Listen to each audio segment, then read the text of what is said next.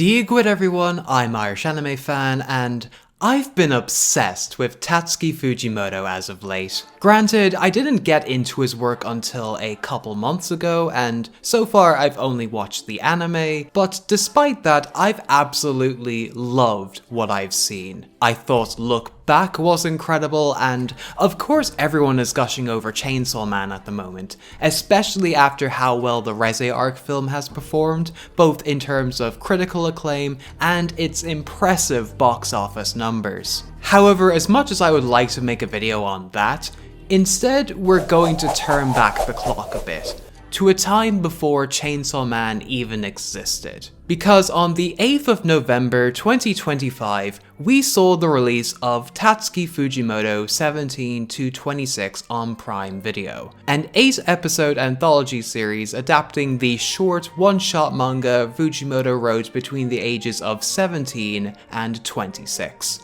Damn, what was I doing at that age?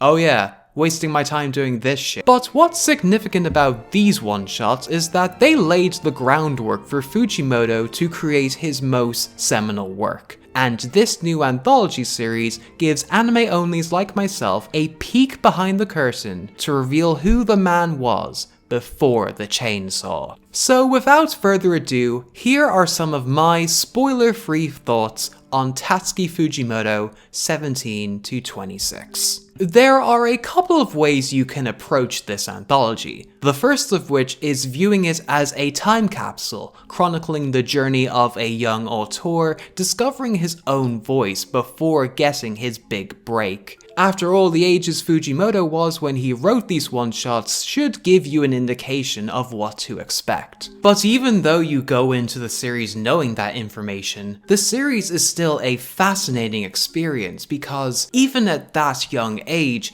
he was still able to forge a writing style that is distinctly his own and instinctively understood the power that short-form fiction can have on its audience. One thing you need to know about Fujimoto is that he loves anime and manga. No shit, Sherlock, he wouldn't be a manga author if he didn't like them. But what I mean by that is that he's acutely aware of their fundamentals. Like any good student, he knows these stories, their structures, and their tropes through and through, and thus understands how and why they work so well in the first place. Though in saying that, he also intuitively knows when to subvert those expectations to produce a more memorable story. This is demonstrated very early on in the first story in this anthology, A Couple Clucking Chickens Were Still Kicking in the Schoolyard. It presents itself as a post-apocalyptic alien invasion plot, but it doesn't go the way you expect it to, at least at first. It begins with the aliens performing everyday human activities, such as attending a normal high school, going about their day almost as if an alien invasion had never happened. It's an amusing scenario that we sit with for a while until we find out that the remaining human survivors, Yuto and Ami, have been disguising themselves as chickens in the schoolyard to avoid being detected and eaten, revealing the juxtaposition between the alien slice-of-life comedy in the beginning and the abject horror that persists for the rest of the episode. From there, the plot keeps building upon that foundation, with one shocking revelation after another, culminating in an ending that leaves both humanity in the text and you, the viewer, in a state of bleak hopelessness. This may come as no surprise to those who were already familiar with Fujimoto's work, but to me, I was astounded that even in his earliest one-shots, how his signature style of his emerged pretty much fully formed from the start. And keep in mind, he was 17 when he first wrote this one-shot. For those reasons, it makes this episode such a fantastic series opener. That same outlook towards his storytelling is evident across the rest of the series, as each entry has its own unique spin on its narrative, which pushes it over the edge. Sasaki Stop the Bullet starts out as your typical romance anime until things turn very dark very quickly, all the while being set to Maurice Ravel's Bolero, Love is Blind takes the love confession cliché and pushes it to the most absurd and hilarious extremes. And Shikaku stars a top-notch assassin falling head over heels for an immortal vampire whom she cannot kill. And it still manages to be a better love story than Twilight.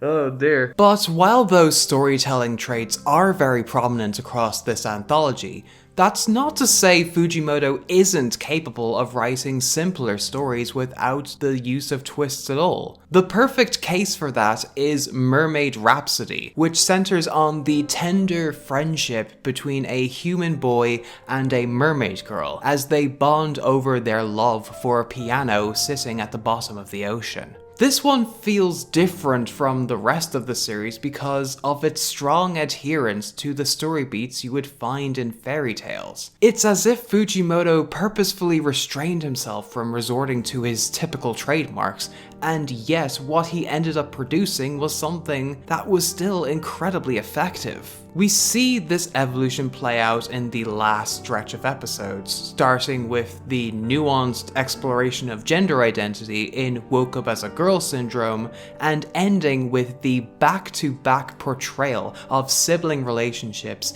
in Nayuta of the Prophecy and Sisters. The former of which sees an older brother grappling with guilt as he protects his little sister from those who believe she will end up destroying the world, while the latter details the complicated relationship between two sisters as one becomes jealous of the other's advancing artistic talent. It's also worth noting that given the similar subject matter between the two, Sisters almost acts like a prototypical version of what would become Look Back. On that note, this is the point where I noticed some patterns emerging when I was watching the series. Obviously, many of the ideas that originated from these one-shots would be repurposed and refined in Fujimoto's later works, but you can find similarities and parallels between the stories within this anthology, which gives us further insight into Fujimoto himself, where he was both in his career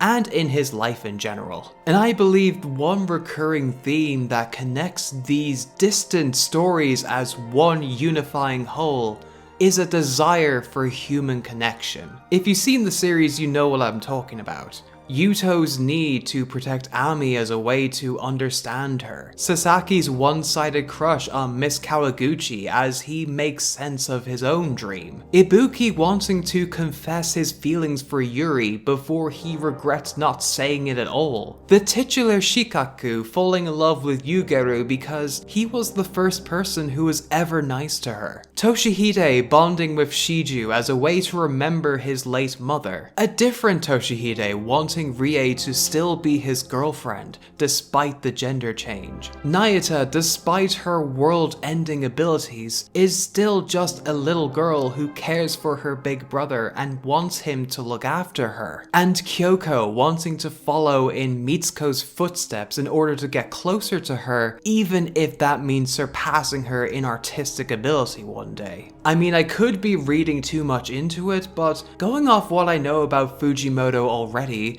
and also taking into account his comments placed at the end of the manga volumes, yes, even the one about the goldfish, puts these one-shots from this strange yet unquestionably brilliant mind into perspective. But that's only one way you can view the series. The other way to look at it is by throwing away that context almost entirely and just appreciate the artistic creativity that's on display. Each episode's production was spearheaded by a different creative team and studio, and while unfortunately I won't be able to go through every individual credit, nevertheless, the amount of effort that went into producing these episodes will not go unrecognized. There's the searing Sakuga fest in A Couple Clucking Chickens, the playful art direction in both Love is Blind and Girl Syndrome, the cinematic scale of Shikaku, the grimy dystopian setting in Nayuta of the Prophecy, and the candid facial expressions seen in Sisters.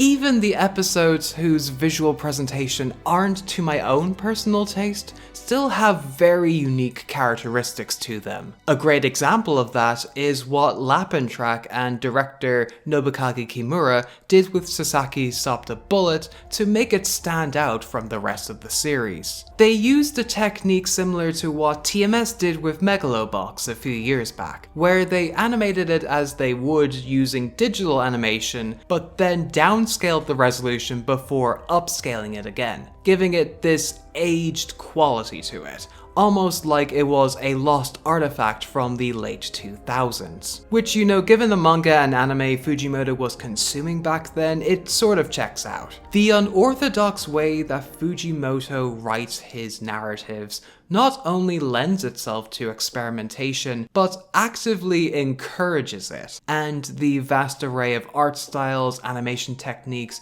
and just overall creative expression shown in this anime is a result of that. In conclusion, if you couldn't tell already, I really enjoyed and got a lot out of Tatsuki Fujimoto 17 to 26. Obviously, with the nature of an anthology series, not every story is going to resonate, but overall I believe the whole is greater than the sum of its parts. And in terms of capturing the chaotic energy that radiated in this rising star that would take the manga world by storm, then it succeeded with flying colors. So yeah, Tatsuki Fujimoto is 3 for 3 with his anime adaptations right now, and that's kind of insane. But I also think it's a testament to how well respected his work is in the industry that even his one-shots are receiving adaptations that are this good. The last couple of years have been a wild ride for Fujimoto fans, and as his status continues to gather momentum, it makes me excited for what other title in Fujimoto's body of work will get the anime treatment next. A Goodbye Eri film maybe? A Fire Punch TV series perhaps? Actually, I don't think we're quite ready for that one yet. Anyway, that does it for this video. I hope you all enjoyed it. As always, hit the like button, share the video around because that really helps me out, and if you want to see more from me in the future, then make sure you subscribe. Thank you guys for watching, I've been IrishAnimeFan, and until next time, Slán.